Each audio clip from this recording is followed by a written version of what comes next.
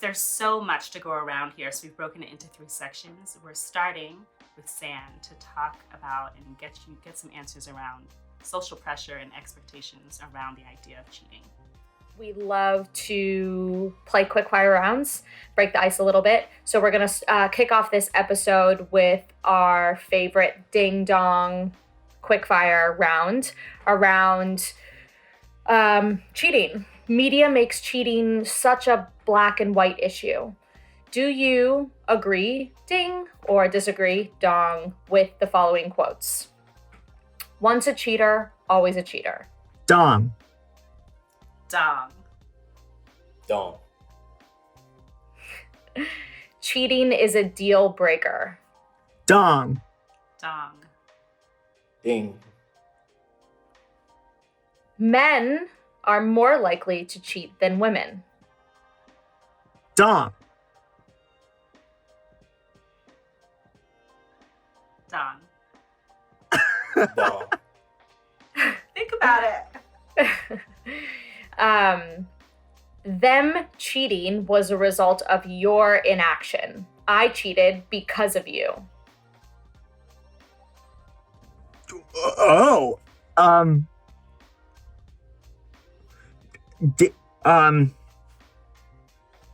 Dong. Dong.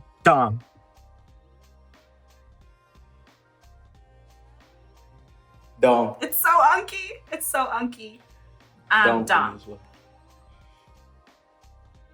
If you cheated, then you never really loved me. Dong. Love it.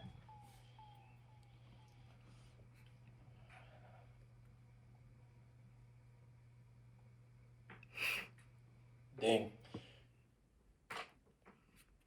Dong. This quickfire wasn't very quickfire. Ooh, my heart was doing this the entire time. I know, I love it. So which one of those do you think is the biggest one that you disagree with?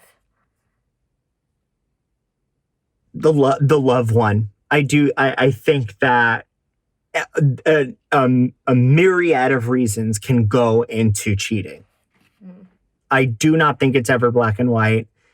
It is based on situation and environment and a chemical makeup. I do not think that there's any one reason. So I think it's probably, if you cheated, that means you don't love me. I don't think that's, because also love is extremely layered anyway. So. Mm-hmm. Mm-hmm. What about for you? I think for me, I disagree most with men cheat more than women. I think it doesn't matter your gender. Almost like Mike was saying, it's layers to it. It's a lot more detailed than just man or woman. So. Okay. So we're going to bring it in segment 2, now that we've got a little icebreaker and we're getting into the a little bit more personal and a little bit blunt too, okay? So I'm asking these questions hoping to find answers around how does this uncomfortability, how do these reactions show up in you? Have you ever been cheated on? Have you ever cheated?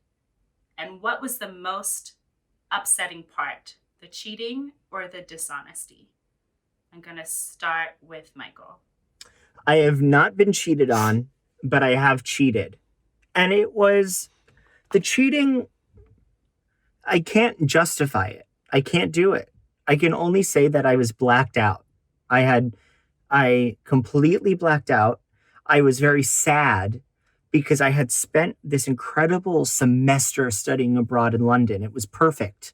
I had recovered from this depression, this anxiety that was taking over my life. I had found myself again in London. And then I went right to a small town in West Virginia to do a contract at a theater. And that night, we had like a house party. I had blacked out and cheated on the boyfriend that I had spent my semester with in London.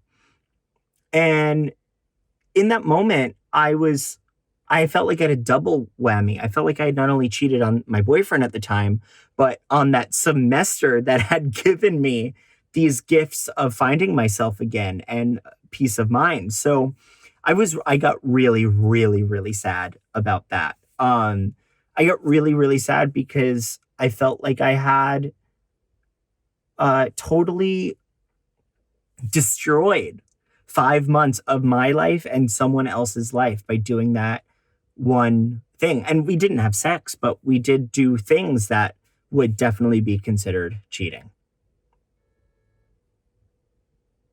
Great next question, but let's answer it, Cole, first. I'm curious on what defines cheating for everyone. Cole? The questions again, have you ever been cheated on, or have you cheated, and what was more upsetting, the cheating or the dishonesty? I have been cheated on, and I have cheated before.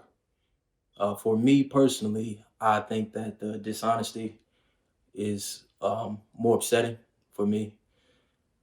The reason being is because although mistakes do happen, like in Mike's case, for me it takes a stronger person to be able to hold yourself accountable for things not in your control. And what that really means is that regardless of um, regardless of what you're going through, I feel like you wouldn't put yourself in a situation for that to occur, knowing that you were in love. Now, this is me personally, knowing that you were in love with the person you were talking to. So when I was cheated on, I think I felt more like lied to more than anything. I think the dishonesty was what killed it for me because it was almost like there was nowhere, there was no way I could rebuild that trust that I had lost. Um, You said something that I want to double down on a bit. Do you feel like the act of cheating, and I know that context make all the difference, but that the act of cheating means that you are a weak person or was a weak person in that moment? Personally, yes. I've felt it myself. Um, like that feeling of guilt that you let somebody else down, that you know you weren't supposed to do something, that you were like, man, how could I ever even let myself come to this point? Um, that's a self reflection, and it strengthens you at the same time. But it shows you where you were weak, and then as time goes on, you learn from that same situation, and you carry on your life without really going back and putting yourself in another situation like that again. You strengthen yourself and your own resolve. Say if you did love somebody. Mm. Mhm. What about you, Michael, or even San? I'm curious. I ask because I hear a response often, maybe it's just on TV, but that matters, the media matters, saying like, you did this and you're selfish and you're weak. Or someone will say, I was just in a weak place, but I'm stronger now. And I think that can just get a little iffy because that becomes a uh, what's the right word? A self-hate thing. My actions now mean that my identity equals this. I feel that, yes, it could be a moment of weakness, but to err is human. We all have moments of weakness for a myriad of things. And like, you know, the question that you were bringing up of what defines as cheating, can I talk on that Yes, for a second? please. What defines as cheating to me is whatever is not in your agreement. So I'm currently in an open relationship, but we have boundaries and we have rules. So whatever is not there would be cheating. But we have these rules that exist to prevent that, because there is a trust that we have these limitations and that we will abide by them. And we're artists, we travel, we're also young. My boyfriend's 30, I'm 29, and we're in an almost 7-year relationship, and the limitations that we've put on the openness aren't all that we care to explore anyway.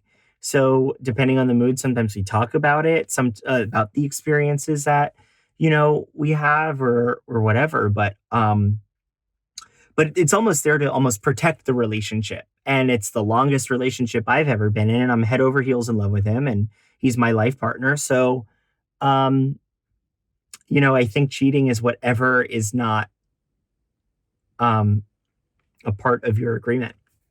Segueing into our third segment, how do you feel about, do you think that people deserve a get out of jail free card? Like one thing that basically, I know you made that mistake one time, but if we can agree to move forward, let's move forward. I do. I don't know why I have such a weird relationship with, not weird relationship with cheating, but the question about the media in the beginning, how cheating is portrayed. I mean, like, people will destroy their lives first before having the conversation about why someone cheated or what the reason was behind cheating. The way that it's written, people's own experiences in real life, like they will up and leave, they will sell the house, they will figure out custody with the kids, all before they can literally have a sit down and talk about their issues. And I just don't. I think it might have to do with my mentality of being open and understanding that, like, physical attraction does not equal emotional attraction. Mm-hmm. And the circumstance. Circumstance. There are so many different realms of possibility that cheating could happen in. Getting drunk is only one of many, many things that could happen. So I just feel like some people would so disagree with that, though. Some people would say cheating is cheating is cheating is cheating. I can't. You can tell by Cole's face. Excuse. I don't think there's. Okay. I mean, you can have any reason for cheating, but the act of cheating, I think, is the same regardless. What you guys mentioned about communication is the complete circle of it. If you're not talking to your spouse and you don't know what it is to cheat, then you don't know when you get into a certain situation how your partner's going to feel about it. So there could be a time where you're maybe just dancing with someone, you're in the club, or you're rubbing up too close, and that person might feel like you're cheating on me.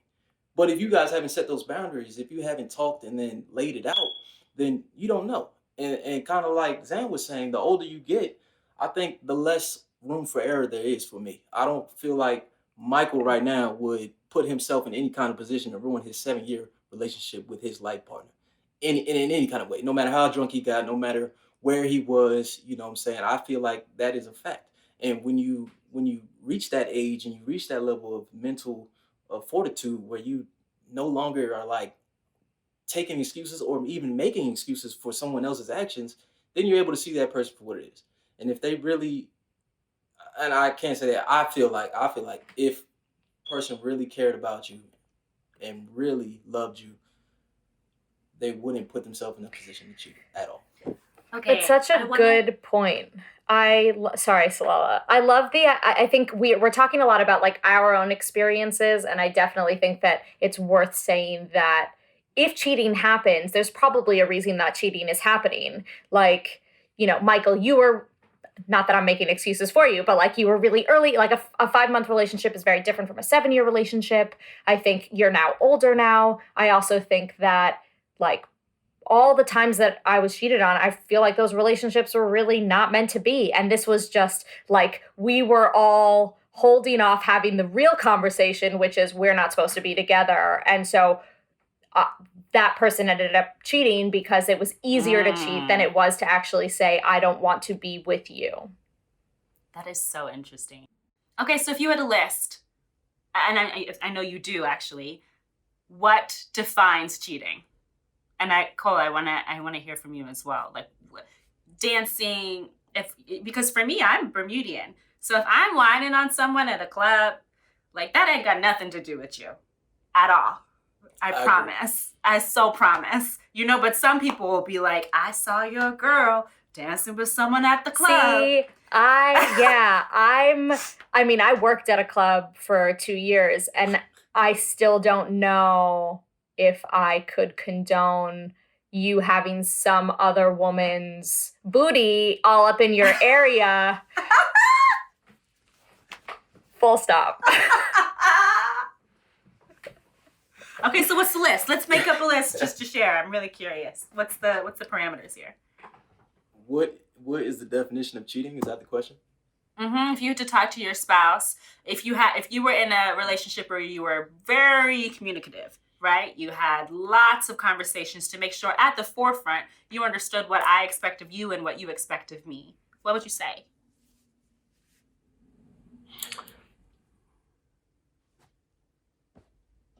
You go. I would say the top 2 things are having full intercourse, having, you know what I mean? Like home run, that. Just because I personally I didn't even do that when I was single. I'm not a very promiscuous person that way. So I'm not into doing that. And so that way I don't expect my partner to do that. And also not having the feels for someone else. Feelings, I think it's when it gets into feelings. And I think those 2 things, I think that's it on our list, really. It's starting to open up your heart to someone else in the way that is reserved for us. So I agree. However, my list is way longer than your list. Like, and I think add that to it. I think it comes from like a culture role thing of what different things mean. And I think holding hands with a girl, absolutely, that's something that is emotional. I'm not talking about. Well, sorry. I went to no. Sorry, I did not mean to interrupt you. But I went to sleepaway. I went to sleepaway camp, and there are so many boys that I made out with, did stuff with at camp that I grew up with, and now it's 15 years later, and we still hold hands, we still cuddle. That's just our relationship. It's been our relationship since we've been 15, 16 years old. But I think that's also like I'm talking about what I know. Like, I'm specifically thinking about my current partner because I do think that the terms are different depending on who your partner is. Maybe you guys disagree, but like I refine my terms based on what I observe. And so I know what different things mean. And then also within that, what makes me feel uncomfortable. And so my list is like, no, nothing that's like, don't get close to another woman. Don't, have somebody whispering in your ear. I don't want to hear or see any of that. I don't want to see some girls all up in your situation in any way, shape, or form. And I want to see that, like, you can talk to other girls, no problem, but you can buy girls drinks, no problem. But like, if I see you putting your hand on the crook of their back, like something else is going on here. And so that's a problem for me. So my list is long because I think that all of those things in this situation to me represent deeper feeling like I want something other than just like your nice company. Did you see that video circled a few years ago where there was like a fashion show and the models would come up and like say hi to a guy and then walk somewhere else and say hi to someone else, and this model came up and said hi to this guy, and the girl next to him took her 2 fingers and pushed her forehead away. She went, "Not my man." I was like, oh, I kind of hurt myself doing that. I was really excited. I don't think, but some people are that's my line is right before that. Like, some girl comes up and talks to you, like, I know that you're gonna I know that you love me, and so you're not gonna let the situation become uncomfortable to me. However, if you're grabbing some girl to come up and get close to you, that's a completely different situation than somebody coming up to you. Like, I don't feel like I need to defend that situation in the way that girl did because the model was just walking up. Like, it wasn't his fault. However, if you're grabbing somebody, that's you saying, I want you more than whatever else is going on over here. And then that's something that we need to talk about. I think for me, I think cheating is definitely an action. It's like something the person has to be doing. You know, it's not a situation they might find themselves in. Say you're out with your friends and your homeboy is with some other girls, and you just like, hey, I'm here. Look, baby, I love you, and she might think you kind of cheating. I think it's more like you did something. You said something, you did something, you acted on how you were feeling. I think it's a lot about emotions, as Michael was saying. But I would also extend my list to anything physical. I'm not that kind of nigga. I'm sorry. No kissing, no hand holding, no touching. Don't no. Hell no. Hell no. Not mine. What But if that was someone's friend prior? I'm insecure. I don't give a fuck. I'm sorry. I need to know him first. You introduce him to me before, you know what I'm saying? We need to have a conversation. If y'all close friends, I don't have any Right. problems with that. I don't have any problems.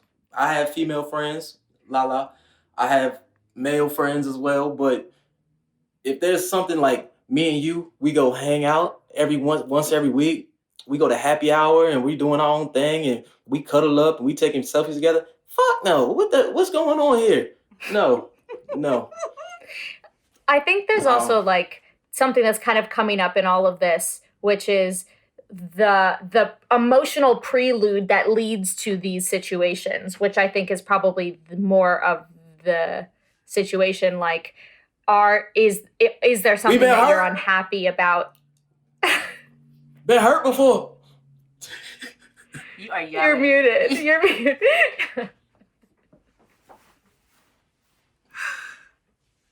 No, I mean, I think it's a good question to ask. I have a very close friend of mine, like best friend, and when we talk, we talk for hours about like processing things that are difficult for us in our career and our lives and our relationships, you know? So I know the person really intimately, but I've had two relationships where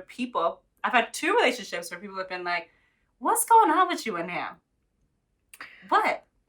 Because emotionally, I have a lot of love. There might be days where I'm going to let you know, like, today is a day for this person. I'm prioritizing, making sure I have space for this person. Know this. But he and I, what? Now, quick question, though. Did you talk to the people you were in a relationship with about this other person? Like, hey, just so you know. Not in the beginning, because I didn't think about it because it wasn't a thing.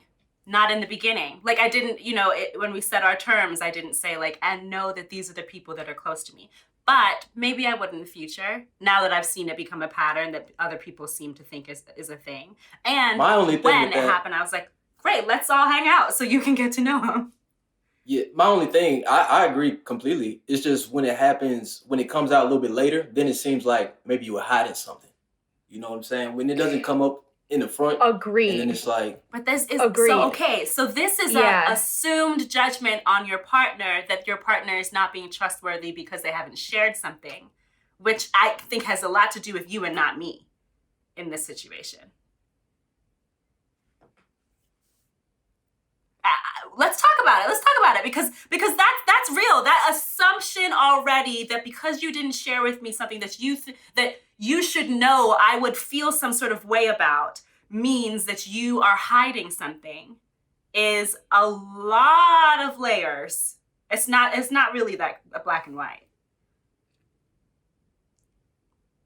Yeah. I am the type of person that will assume that you know something about me, and then I will react accordingly. And it's something that my boyfriend and I experience all the time. He's like, babe, you have to communicate with me. Not with cheating, but like just regards to like, I got annoyed that he wanted to watch, a thing on Netflix and then decided to watch it. And, I didn't communicate that I wanted to watch something different.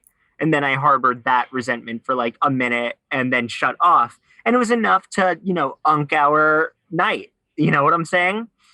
But also, I want to say that, like, I'm also talking from the male gay relationship gaze, okay? Because there is a huge part of our community that is anti-heteronormativity.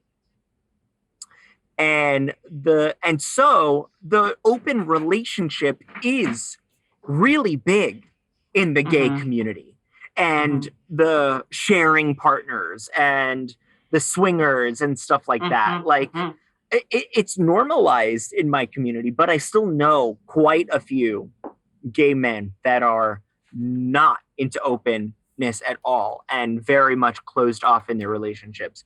But I will say that to me it's just like, I think, a little more rooted in the past of our relationship, like with Fire Island and with certain parties, and with down with the straight man, and the AIDS epidemic, open love, there's not a lot of time left, and that is something to really sort of think about. Can I ask you a question, Mike? So in your open relationship, I don't know too much about relationships, so this is open-ended question. Um, if you were, say, a hypothetical situation, if you were to meet somebody in your open relationship, not beyond the boundaries of your constraints, your relationship. Say you guys got to talking and got to vibing and you like each other. Do you go and tell your life partner about the person that you met, or how does that end up working? Sometimes, I mean, we're very, very, very close, so we also are very connected on an energetic way, and like, usually we'll know, like, You tell. if that person is brought up in a conversation, I'll be like, oh my god, LOL, and I'll just go like, shut up, you know what I mean, or like, or we'll talk about it, like, if it's like, sometimes it's a little like, middle school-y, like, pillow talk, like, oh my god, like, how was it, like, oh my god, I haven't told you. Okay. You know what I mean? Because, like, at the end of the day, another thing on the list is we're not allowed to sleep over. That's another thing. So you didn't sleep over. You just had this, like, moment in the woods with this person. Ooh. And, and Wait. Whoa. Wait. Whoa. Moment in the woods. Where are the woods? Oh See, boy. I think that was This just is actually, like, historically in the gay community a thing. Well, Right. That's actually really interesting. And one day, hopefully, when I work with Sondheim, I'll ask him about this. But Yes. that's actually really interesting because, there was the Brambles, and there was where men would go have sex in Central Park. And that's where they would meet up to have sex. And Sondheim wrote, moments, moments in when the baker's wife sings it, Moments in the Woods, which the song that she sings right before she dies, but right after she and the prince have that rendezvous. Have the moment. And and it's about, life is made of moments, now and then a bad one, but if life were made of moments, then you'd never know you had one. So it's sort of like, I don't want to say glorifying cheating, but I do think that, like, there might be a little bit of a gay connection between Moments in the Woods and having that fling and then just moving on with your life, because she just decides to continue on with her journey. What'd you say again? If life was made of moments, there wouldn't be one or something? Cole, you're muted. If you're talking to us, you're muted. Shit. Damn. What'd you say? It was like if life was full of moments, you could only have one or something like that? Oh, We gotta get you on this musical tip, Cole. I like that shit. So the lyric is, if life were made of moments, even now and then a bad one, but if life were only moments, then you'd never know you had one. Then you'd never know you had one. Okay. I like it. Okay, this maybe is a little diversion from this theme that we have, but I think strongly that what separates man from beast is our ability to control ourselves, like self-control. And so, listen, like, you're out at the club, you think that somebody's attractive, but I can say, yes, but my relationship means more than finding this other person or this movie star or this singer that's serenading me right now attractive. Like, what separates me, like what makes me morally sound is that we've agreed these preterms that we're in this monogamous relationship. I've gone out. Suddenly I'm catching feelings all the time. That is a deeper like reflection of what's going on in here, which is maybe I'm not so as into this.